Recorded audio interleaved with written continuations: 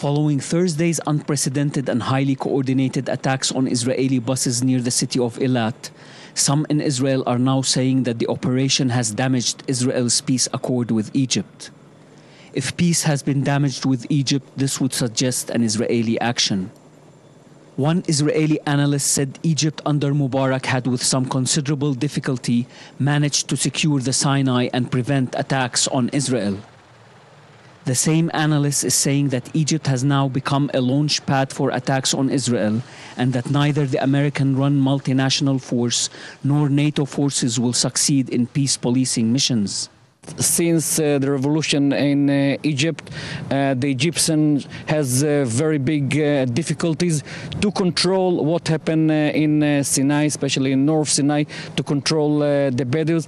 That's why we can hear these days few solutions as buffer security buffer zone. The analysis goes a step further, explaining the bad situation Israel is finding itself in. Without Mubarak and with Hamas in Gaza, a Jordanian king fearing for his throne and a U.S. administration that does not believe in Israel's judgment, what comes next for Israel could only be worse. I'm not sure we are going to expect these days any wide operation, although Israeli feel free to respond against Hamas, especially because I think the issue of Shalit is stuck these days.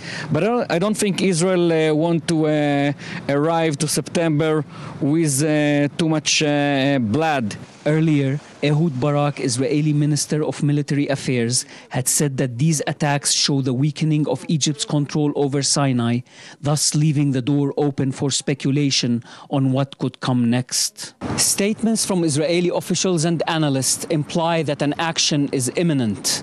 It could also mean that at the end, Israel will have to establish a buffer zone in the Sinai, similar to the one it had in Lebanon, in order to prevent further attacks. Along those lines, some had even called to reoccupy the Gaza-Egypt border as well. Ibrahim Husseini, Press TV, East Jerusalem, Al-Quds.